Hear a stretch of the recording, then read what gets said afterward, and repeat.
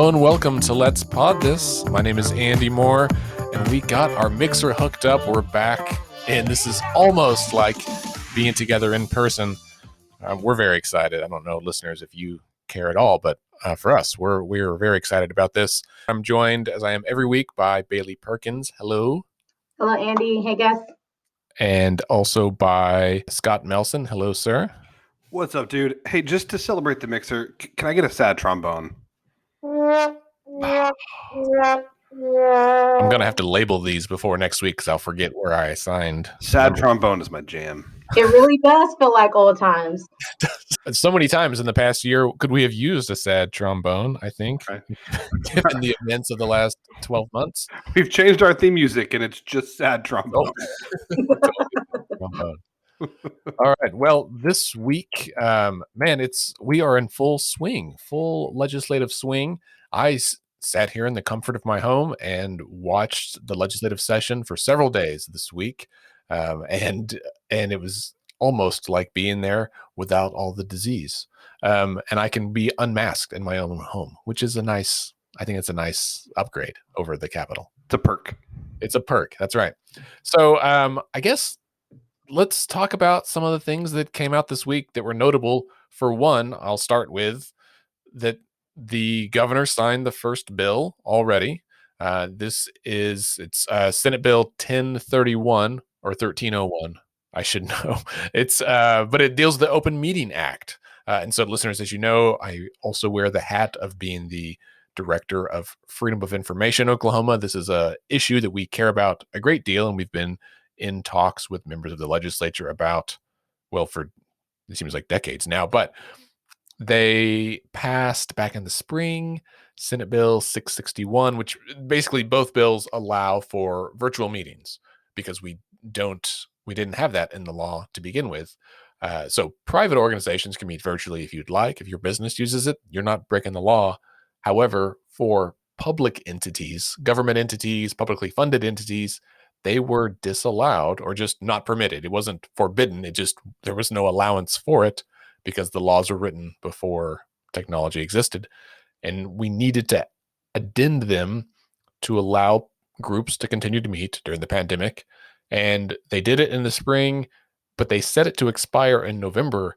I think because in the spring, we all thought this was going to blow over, right? We thought surely by the fall, it'll be gone.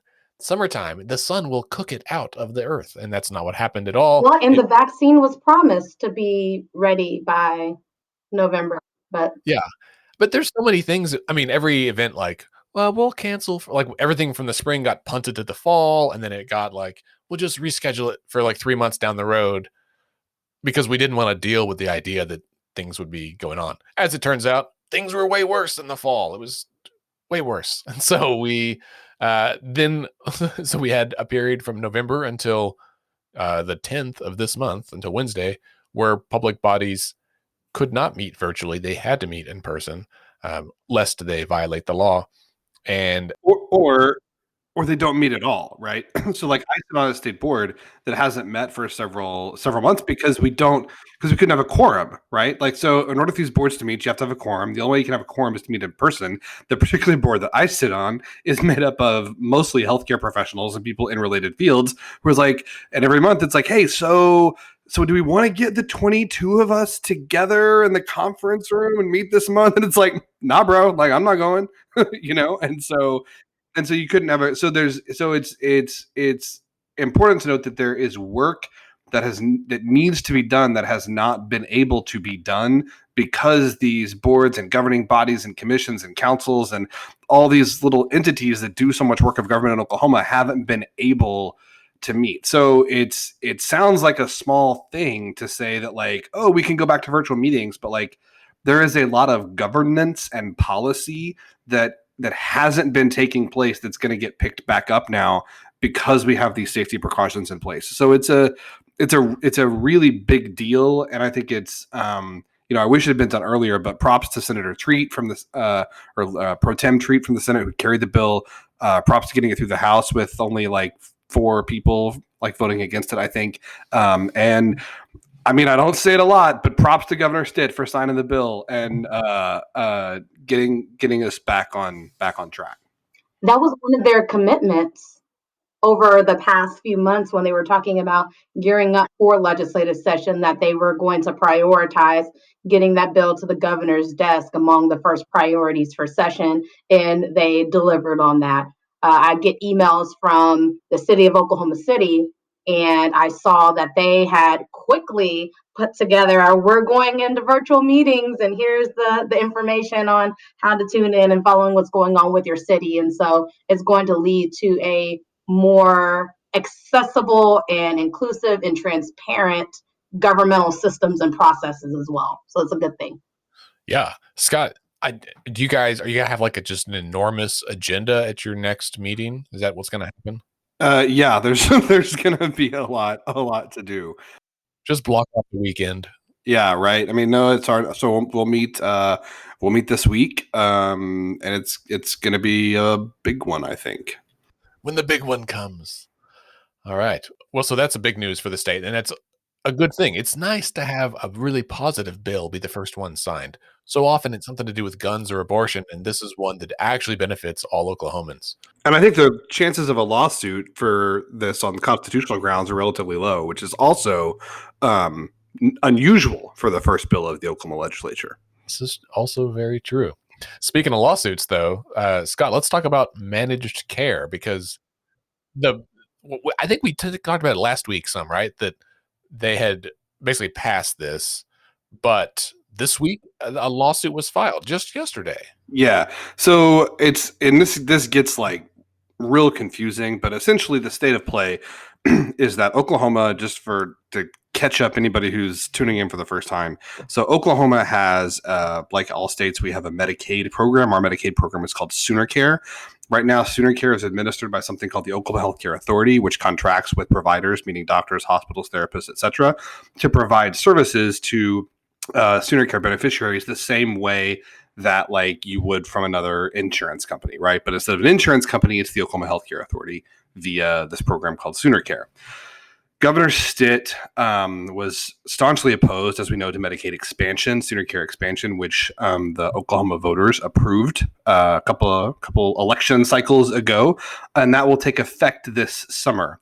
So because we approved Sooner Care expansion, the governor's kind of next step was to say, okay, well, what we want to do to control costs, and I'm using air quotes there, is implement something called managed Medicaid or managed Sooner Care. So what this means is that rather than doctors and other healthcare providers contracting directly with Sooner Care, there will be outside insurance companies who administer these benefits, right? And the idea, as seems to be the case always, is, oh, well, there must be lots of fraud and waste and abuse and other terrible things. And so if we contract this outside company, they'll root out all those inefficiencies and they can give us the same benefit at less cost. It'll be less cost to the taxpayers. And then the money that's like quote unquote left over, the outside company can profit from. It's like the whole market-based like theory, which, fine, I guess, for like maybe other things. I don't know. But healthcare providers, for the most part, and this is not just doctors, this is doctors, hospitals, etc., are really opposed to this. It got complicated because the governor asked the healthcare authority to, and I asked also as in air quotes here, asked the healthcare authority to submit a budget proposal, which essentially requests that the vast majority of their budget be reappropriated to go toward managed Medicaid rather than the traditional fee-for-service delivery system that we use now. The Healthcare Authority Board, in kind of a dramatic fashion, voted to do just that. So what you have now is the governor pushing for this change to the way we have Medicaid in Oklahoma. You have the board of the Oklahoma Healthcare Authority endorsing that on a divided vote, but making that a part of their budget request. Enter the Oklahoma legislature, because there are several people in the Oklahoma legislature who are like, one, it's not entirely clear that you have the authority to do that. Number two, we have to appropriate the funds for this, right? So like you can say this is what you want to do, but if we appropriate funds in such a way that says you can't do it, you can't do it. And one of the chief, or one group at least, that are the chief opponents of this are the Hospital Association on behalf of rural hospitals, because they argue, I think correctly, that this would be very devastating to rural hospitals, which in many small towns are the largest employer. So you actually have an interesting bipartisan coalition in both chambers where there's like a lot of opposition to this. And so what's not clear is whether the legislature is going to fund Medicaid privatization, as some of us call it. So that's not clear. But the other thing is that there is, I guess, and this is where I'm getting out of my area of expertise and into something I don't know as much about. Apparently, there is some case law that suggests maybe the board and the governor don't really have the authority to do this in the way that they did it. And so the Oklahoma State Medical Association, Dental Association, Hospital Association, and some other healthcare groups filed a lawsuit this week. And the lawsuit, I don't know if it's like an injunction or there's lots of very fancy lawyer terms that you can use when you're wanting a court to like say people can't do something. I don't know what the apropos term is, but they're basically asking a court to step in and say, hey, like this can't move forward for the time being until some of these issues get sorted out. So I was hoping that was going to be like a 30-second summary, and it ended up being like a 20-minute summary, but that's the state of play. I think you did a good job of trying to summarize a complicated situation into as few words as possible. But yeah, all eyes will be on this. This is certainly not the first lawsuit that we've seen against something the governor has done. It certainly won't be the last either. And, the Tulsa World has a story that I'll put in the show notes. And we may talk about the bill in just a minute, but there's a bunch of bills this year that are reining in executive power, right? Like trying to say, you can't do this. And it was, everything from who the state can contract with to, what the governor can do to change election laws in a state of emergency, which is what happened last year. And lots of pushback. And I think we talked about this last week, right? Where in his first year, it was like, you can have more power. You can appoint agency heads. And we said, that might not work out so well. And then here it is in year 3 where they're like, actually, you can't do any of that stuff. You can bring it back to us. So, and even in reflection from, almost around this time last year, heads were scratching about that's a lot of power to relinquish as a legislative body. And so with all of the mishaps and missteps, and even, we're going to move an entire health agency to another city, like I think the legislature is learning its lesson about the necessities and importance for those balances of power to ensure that checks and balances aren't in place to not have confusion or have things that happen that supersede the power of the legislature. Because it's almost like they allowed this to happen by giving up that amount of power. And I was listening to some former lawmakers who were saying that they were scratching their heads trying to figure out why would they do that. And so I think the legislature is learning its lesson going forward. And so it'll be interesting to see which of those bills move through the process and will they even get signed into law by the governor? Because it looks like the legislature has veto power just within its authority, but I also think that there's bipartisan agreement that the executive shouldn't have that amount of power. So I'm pretty sure that whatever bills related to that move through the process, they'll probably likely get what's the term? Why is my mind overridden? Yes, veto override. Well, and that's interesting. I think under Governor Fallon, she did not have a particularly strong executive branch reach, right? Like she, for the most part, played pretty nice with the legislature. Governor Stitt is a different type of leader, and he's been pretty aggressive in what his intent was and what he hoped to do with his powers. And so to see the legislature be like, hang on, man, like this is our stuff. We're going to bring it back. And on the other end, we mentioned this last week too, there's a number of bills to deal with the initiative petition process and direct democracy, allowing voters like all of us to get together and pass a law like Medicaid expansion, like medical marijuana, like criminal justice reform, like independent redistricting, like all of these things. and the legislature is trying to clamp down on that. And so you see the legislature trying to stop anybody else outside the executive branch, the people, if they can find a way to block the court from intervening. They have a bill about election law that would both forbid the governor and the courts from doing anything with elections. And I was like, isn't that a Scott and I, you texted about this, isn't this like a checks and balances issue? It's like, dude, I don't. Are legislatures allowed to like determine what is and is not justiciable? It seems like that's a constitutional thing, and like that's what like Supreme Courts do. But I mean, again, as I say at least twice every week, I'm not a lawyer. I don't play one on TV, so maybe legislatures can do that. I don't know. Well, Andy, you're raising a great point. I didn't even think about it from the lens of how the legislature, in a lot of different ways over the past 2 years, has lost a lot of power to control what decisions are made. Have they lost it or have they given it up? Yeah, they give it away. They give it away because they thought. So I think when Governor Stitt was elected, the thought was that they were all going to be on the same page about some things.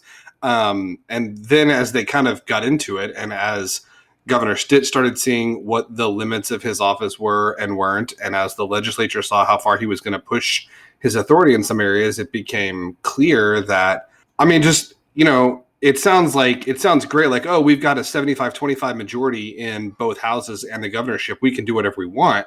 But when you have a majority that big, there's probably going to be lots of factions within it, and they're not all going to be on the same page in every issue. Well, and my comment wasn't just about the legislature losing power between the legislature versus the executive branch. I'm even saying to Andy's point, the state questions that have been passed and other ways that policy is getting made around the legislature. So even thinking about that context, that makes a lot of sense that the legislature is trying to find different ways to pull back its power and its reign, because it's looking mighty ineffective if the governor's able to make policy, the people are able to make policy, and you're not getting that from the legislature the way that you expect. Well, and I think on the whole, what we really see, or what I hope that we really see, is evidence of the many layers of checks and balances in our democratic government, right? Small d democratic, where we have the executive branch, we have the judicial branch, we have the legislative branch, we have the people, and on any given issue, 2 or 3 or 4 of those are involved, right? So with this particular bill, just as a what if scenario, the legislature could pass a bill that would limit the executive power and the judicial power over changing how elections function or something. It goes to the governor to be signed. He might not like it. He could veto it. It goes back to the legislature. They presumably have the votes to override the veto. And then perhaps the people file a lawsuit and it goes to the Supreme Court to decide. And then it's like, well, does the court have the authority to decide a law that limits the court's power? Oh, and it's like a very complicated thing. And this is why we should have civics education back in schools, because this shit is complicated. We the legislatures of Oklahoma hereby decree that no court is allowed to overturn any law that we pass because we said so. This is like the rules of Calvin Ball from Calvin and Hobbes, where he just makes it up for every game, and he's always right. That's the way. I mean, it is interesting, like how reluctant legislators are to give up any power. It's also interesting how reluctant legislators are to pass any laws that require them to do stuff that they don't really want to do. There was a bill this week sponsored by a friend of the show, Senator Julia Kurt, that would require legislators to take 2 hours a year of ethics training and classes. Like 2 hours a year. Died in committee, 7-3. Well, and the reason that's important is because when it comes to ethics laws and when it comes to ethics requirements, there's constant changes each year that the lawmakers have to understand. Otherwise, they can be fined or they can be reprimanded in different ways. So one of the issues that were coming up from last session into this session was about whether or not lawmakers can receive signed books that are perceived as valuable. And so there was a lot of conversation about what does that mean, even for someone to provide general information to lawmakers and where the lines are on that. And so if lawmakers aren't attuned to what the rules state on that, they could be violating ethics laws. And so even for covering their own behinds, it's important to have time to understand how to interpret ethics laws to make sure that they're abiding by them. And so, I mean, 2 hours is a short amount of time, but to not even put 2 hours towards it is mind blowing. To do the bare minimum, right? Some, I think, potentially good news this week, though. We'll do this and then we'll pivot because we've got a special guest in studio today.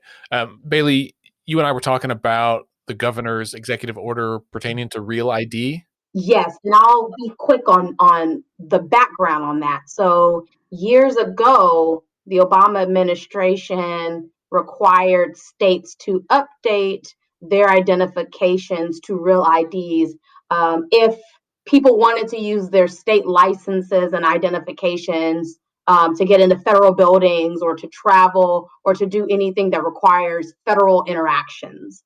And even at that time, they were going to allow dollars aside for states to be able to update their systems, to be able to get adjusted to it. Oklahoma was like, nah, we're not going to do that. And then the deadline came up and they said, no, we're not going to do it. And then they got an extension. And then it was like, no, we're not going to do it. Got another extension. And then the federal government recently, within the past few years, said, okay, this is the final extension. If you don't do it, then Oklahomans just won't be able to use their IDs to get on planes or get in federal buildings and things. And so our legislature then was tasked with paying for updating our systems out of Oklahoma's pocket to be able to get that going so Oklahomans can get that new ID. So now we're in the place of where the deadline has passed. So if people are going to get on planes and in federal buildings, they got to have that real ID. So there's a whole lot of folks across the state who need their licenses updated. So on top of there being a pandemic, there's a huge backlog where people have been waiting months to be able to get their licenses updated to meet this new, well, it's not new, but to be in standard with the federal requirements on real ID. And so since there's been such a huge backlog and it's been a headache for so many people, I'm sure that our state lawmakers were hearing so much about it. There were 44 bipartisan lawmakers who signed a letter to Governor Stitt saying, hey, man, we need some things done to make this process more efficient so we can end the backlog and get more people licenses as they need. And that very next day, Governor Stitt ordered an executive order that would allow tag agencies to renew or replace downgrade Class A, B, or C commercial driver's license. That would allow tag agents to issue state identification cards if the individual has a valid, expired, or suspended license. It would allow career techs to administer state-written driver's license exams. And then it would allow commercial driving academies to administer CDL driving examinations to the general public and not just their students. And so there were some barriers in place structurally that was slowing down the process, and the governor's executive order will help to remove those barriers to speed it up so more people can get their ID. So that's a great thing from Governor Stitt. So we're glad that he did that. I'm excited to get a new ID. My photo is terrible, and if I'm going to get a new one, I might as well get one that I can actually use to fly, right? Have I ever showed you my first attempt at? You know, I travel a lot, and I had to renew my passport a couple of years ago, so I had to get a new picture. Have I ever showed you my first attempt at a new picture for my passport? I don't think so. Is it bad? Oh, dude, it's rough. I mean, mine's terrible too. I have like a hoodie and I hadn't shaved, and it looks like a watch list photo. Like it's. Dude, I hadn't shaved, and you're not allowed to wear your mask. You're not allowed to wear yours. This was before masks. God bless, time before masks. You're not allowed to wear your glasses, and I have chronically like bags under my eyes from years of inadequate sleep, and my hair was all like jacked up, and I had shaved, and like my nose. I mean, I look like somebody who should not be allowed on a plane. Like even the guy taking the picture, he literally looked at me and was like, "Bro, I think we may need to do that again." I was like, if you've upset the guy at Walgreens, you know it's a bad photo. he was like, "I don't know if that's the one you want to use." But anyway, all right. Shall we change topics and get to our special guest? Yeah. So as we move into that, I'll say one other bill that we were going to talk about this week anyway, and so this is a great segue. Senate Bill 560 from Senator Nathan Dahm is allegedly about self-defense. It would basically protect people who were, in his language, fleeing a riot. That if they drove into a crowd and killed somebody, that they would not be liable because they were fleeing a riot. That's weird. That doesn't sound like a Dahm bill. I mean, Senator Dahm is known for his like very like measured and reasonable and totally constitutional bills that he files every year. So I'm surprised to see this coming from him. Yeah, so this is actually one of a number of like anti-protest bills that have been filed this year. And so joining us today to talk about some of these bills is Ellie Page. And Ellie is the senior legal advisor with the International Center for Not-for-Profit Law in Washington, D.C. And she's also the founder of their U.S. Protest Law Tracker, which is a very handy tool and was quite eye-opening when I looked at it online. So, Ellie, welcome to the show. Thanks, Andy. Happy to be here. So glad for you to be here. And I'll say up front, and I'll remind you at the end, listeners, that we have a blog post from Ellie and one of her colleagues, who is a former Oklahoman, that is posted on our blog today, the same day that you are listening to this. I'm sure it'll be up there by then, and that details all this information. So if you are someone who likes to go back and reread things, we've got you this time. Ellie, tell us a little bit about the International Center for Nonprofit Law. Yeah, sorry, it's a mouthful.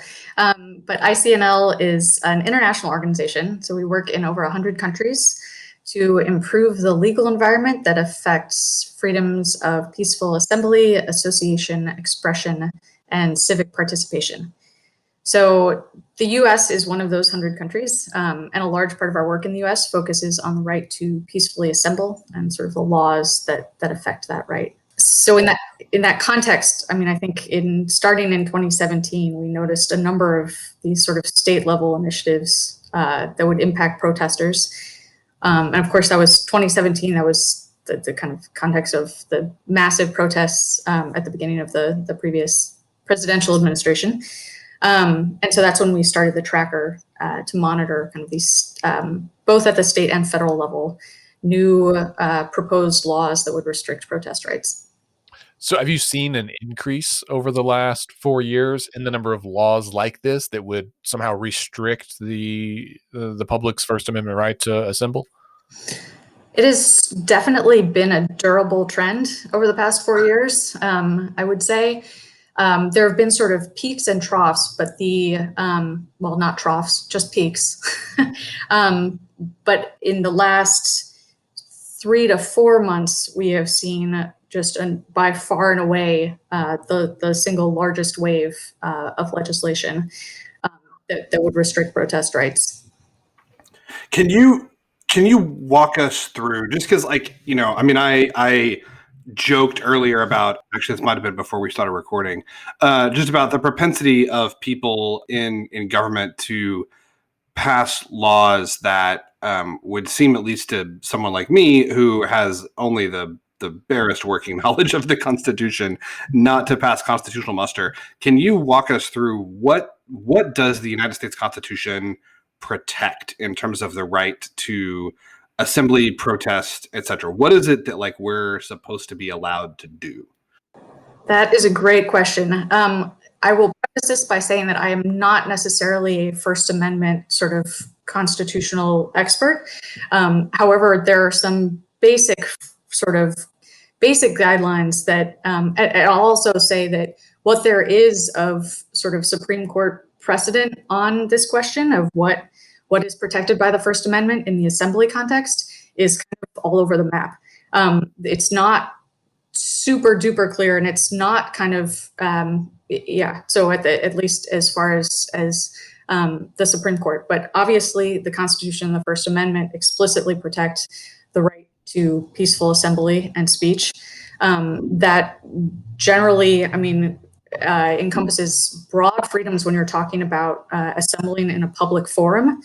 The First Amendment also protects the right of the people to petition the government for grievances. So that's kind of bound up in your concept of assembly for the purpose of communicating to the government issues that are of concern that you're seeking kind of redress for. So this is like interesting to me because, so as I'm listening to you talk, one of the words that stuck out to me was like public forum. And so I mean, I don't know, like that makes me wonder, like there's a bill, I think this year, you referenced it in your blog post saying like you wouldn't be able to protest in a street, right? So like what is considered a public, like when the founders wrote like public forum, were they thinking of like the Roman forum? Like was that one of the things that they were like looking back towards ancient Rome and like, is that what they envisioned? Or did they envision like anywhere that's not your house? Like how do these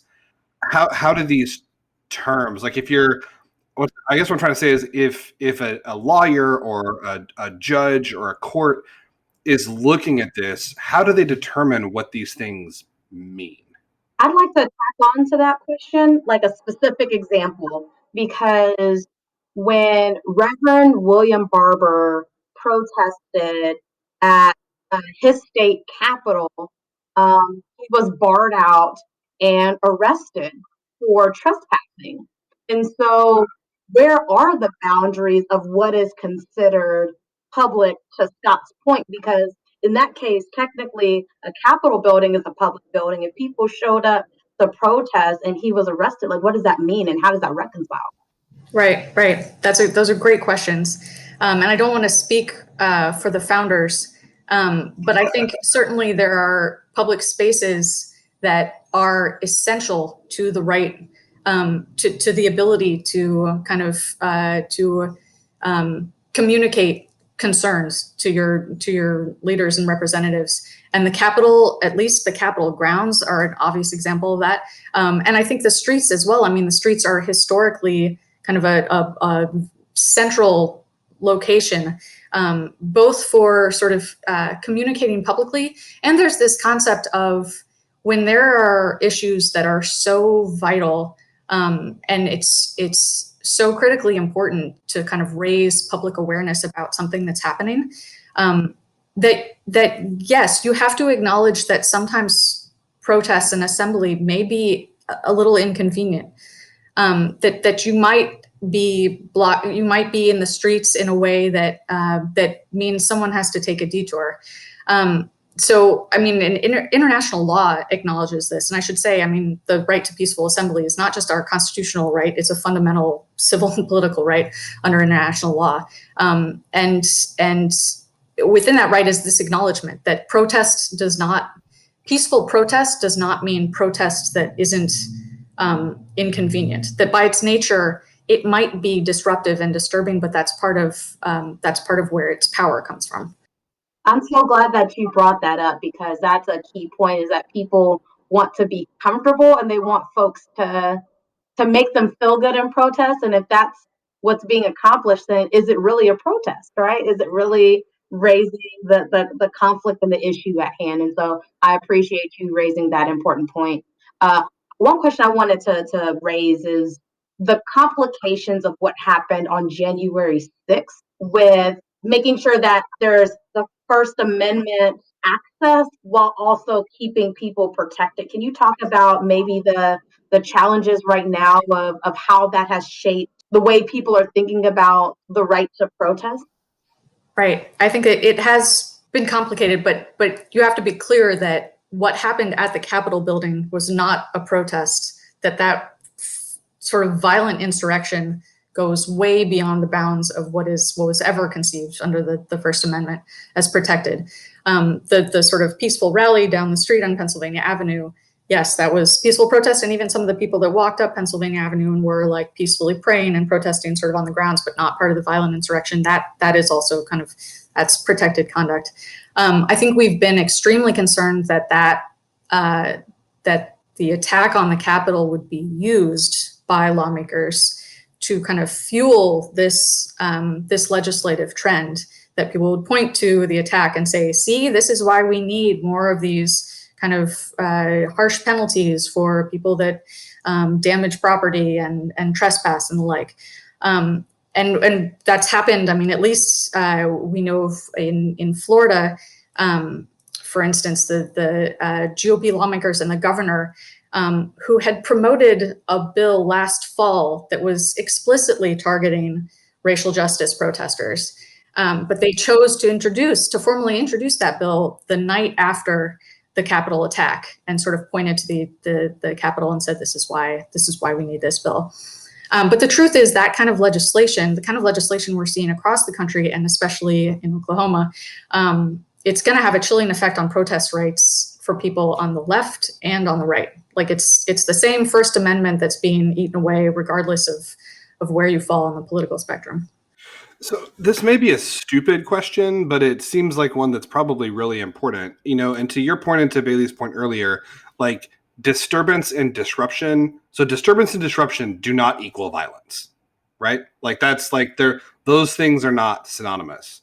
But at what point, like what is, I mean, like what is violence? Is it like pornography that you know it when you see it? Like, is that like what is, you know what I mean? Like at what point does a protest that is disruptive and disturbing on purpose, because that's the point, like when does it become violent? When there's violence against property? Does it become violent when there's violence against people and people are being harmed? Like does it have to get to that point, or can it be violent before that? And like that's what I'm like I said, I don't know what the answer is. It's like when does it become violent? Right. Yeah. So I think it's important for the law to be clear about that question and to distinguish between violence against people and violence against property. And obviously this is unlawful conduct we're talking about. So I'm not saying that the First Amendment doesn't say that states have no ability to regulate that kind of conduct. But what we're seeing is that, I mean, in all the states where these bills are popping up, that kind of conduct is already criminal. There are already plenty of laws on the books that address assault and battery, and that address property damage and vandalism. But these lawmakers are saying the penalty for that is going to be, instead of vandalism being a misdemeanor, if you vandalize a monument, it's a felony and you can go to prison for 10 years. We're actually seeing that in Oklahoma City because our district attorney charged folks who were young folk with terrorism charges for busting a window of a building during a Black Lives Matter protest. And so we definitely feel exactly what you're saying at home. Right. So that kind of just draconian response and sort of penalization of conduct that's already unlawful, that's going to have a chilling effect. It already has a chilling effect on sort of people's willingness to participate in the public sphere and to take to the streets to make themselves heard.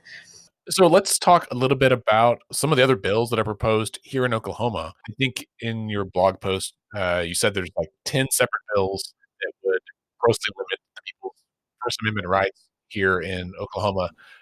Several of them appear to be authored by Representative Tom Gann. One that we kind of talked about would make it a felony to protest in a public street. And also, this is unrelated to Oklahoma, but one of my favorite bits of trivia knowledge about streets is about the curbs in Washington, D.C. that are all made of granite, or most of them are made of granite. And it's because the streets are considered federal property. And so when we're talking about, taking to the streets and that being a shared public space, I always think of these fancy curbs in DC because they really are nice and they are impervious to ice and salt, which is why they last so long. Anyway, that has nothing to do with protest. I just like street related knowledge.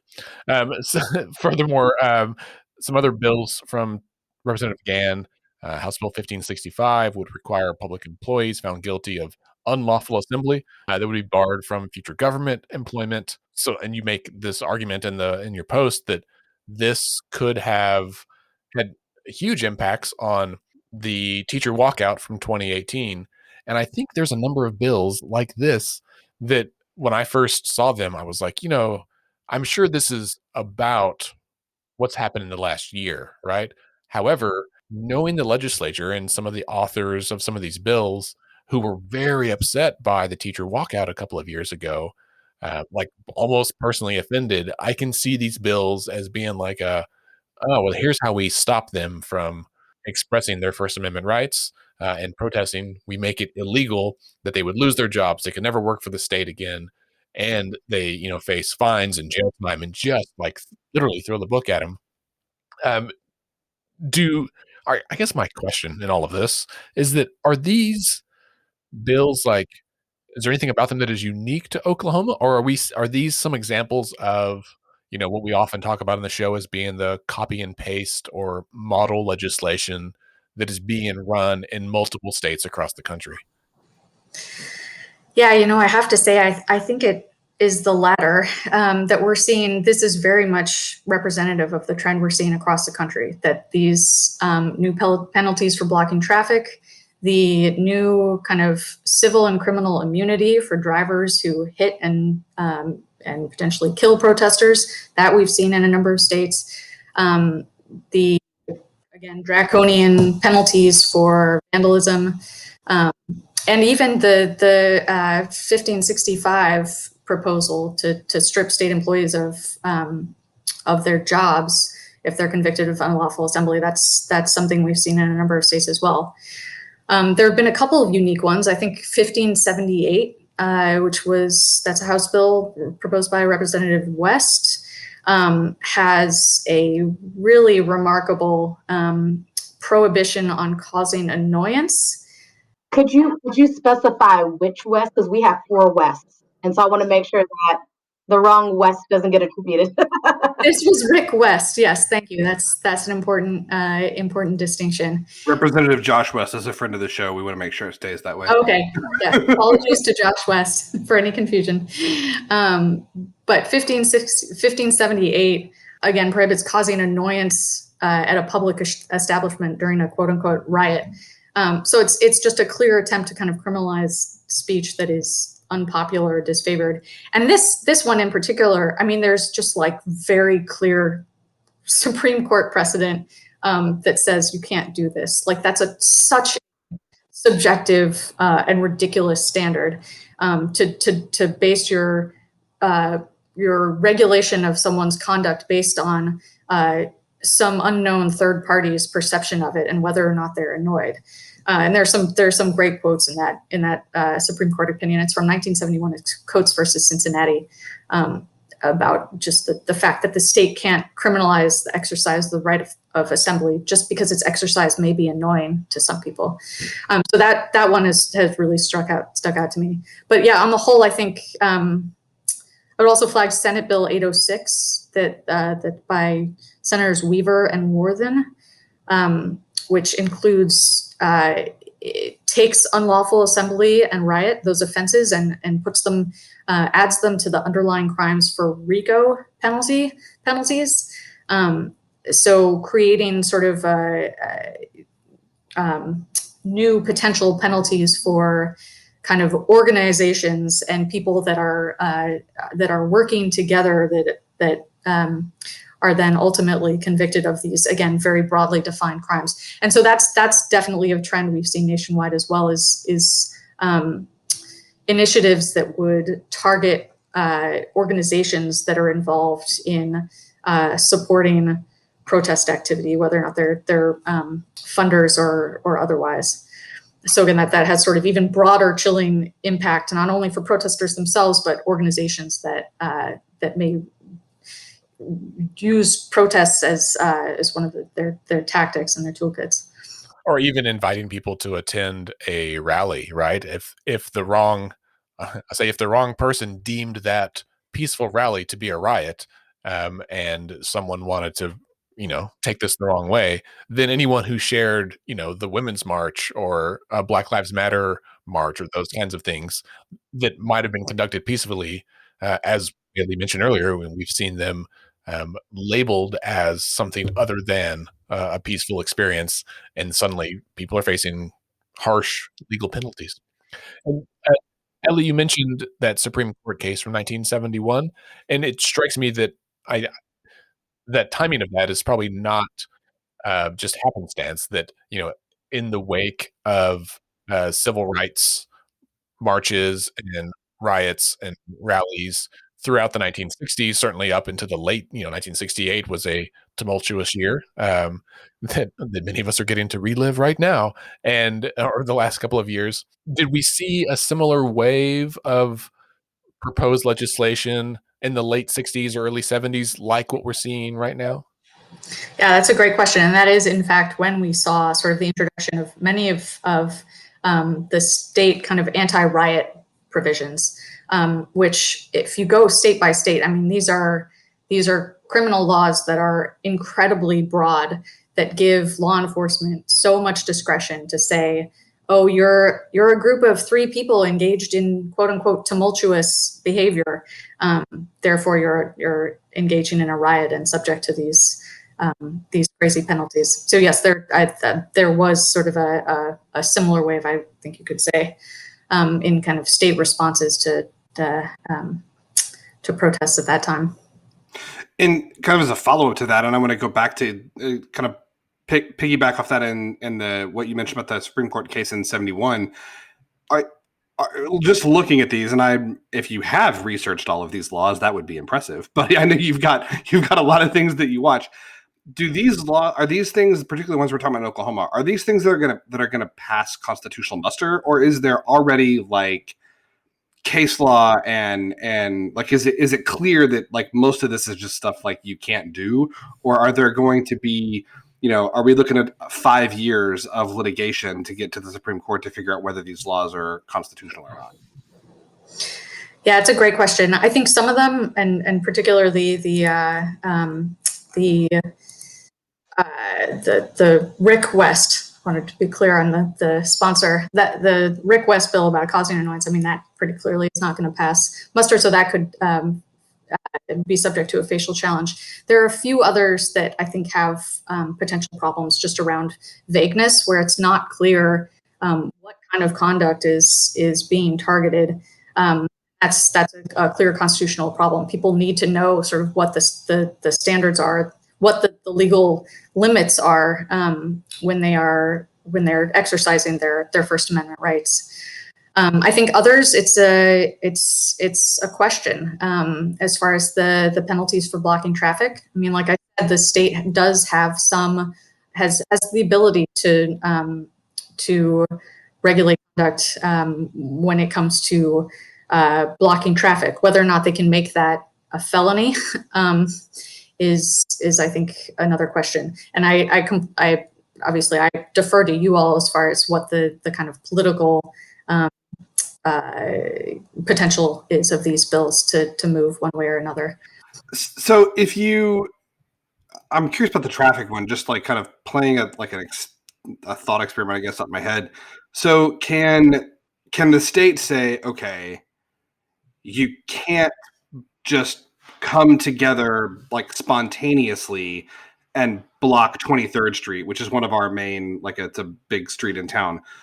But do they have to say, if you want to get a permit to protest and block 23rd Street, they have to allow that? Like, do you see what I'm saying? Like, can they penalize it if you do it without following some process, but then also be required to lay out a process by which you can do that? Like, does that make any sense at all?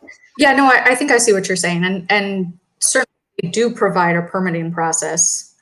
Then that provides kind of a legal avenue, and a lot of these bills say if you assemble without lawful authority in XYZ place, and so that's sort of the lawful authority you could have if you've gone through a permitting process. And but whether or not a state has to allow a permit for any place, like the state is not required, for instance, to allow people to protest on the highway.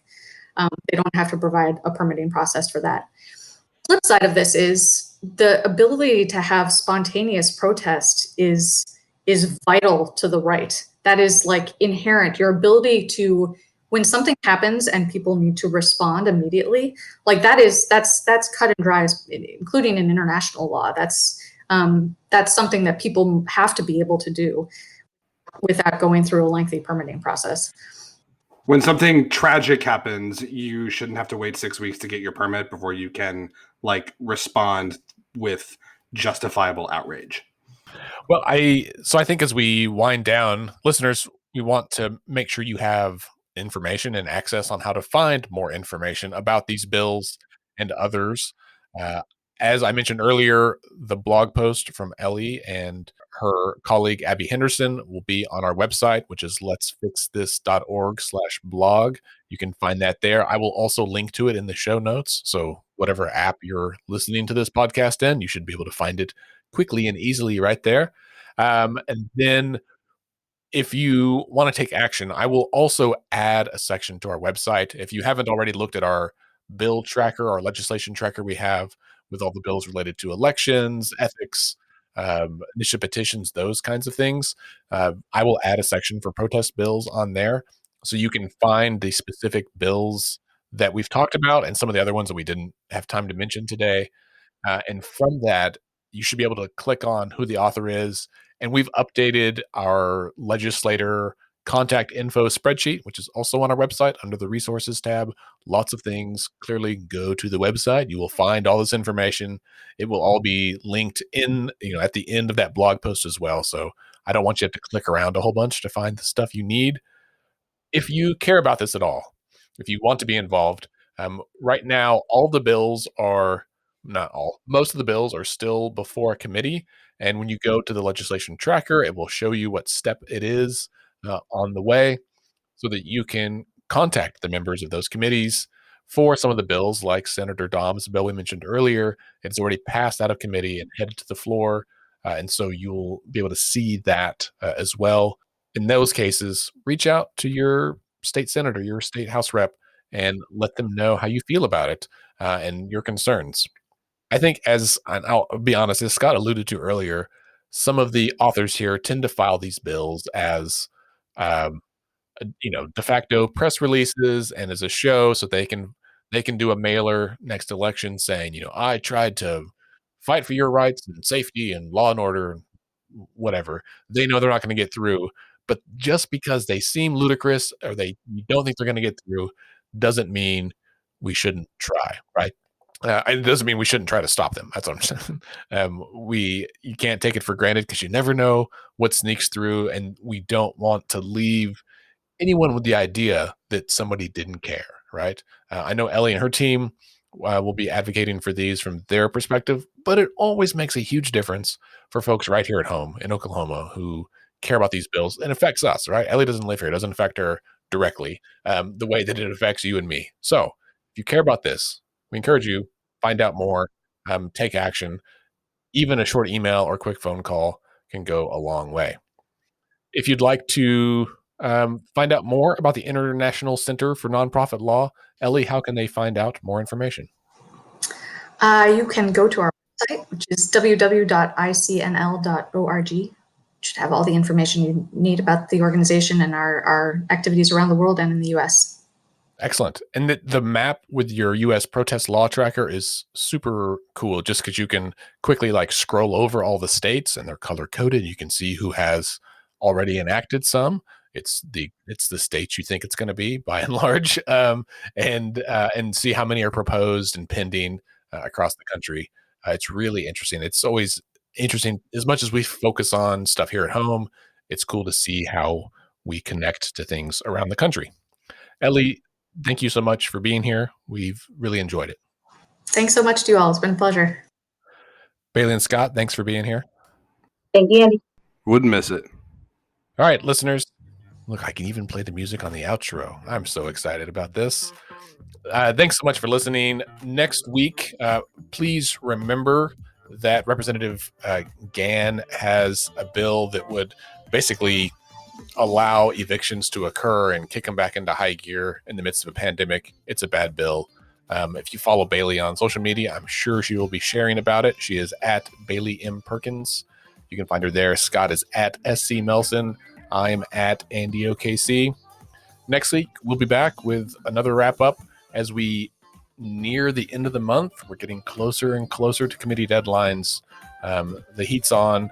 And between now and then, I hope your heat is on. Stay warm in the midst of this historic blizzard we're going to have. And have a great week.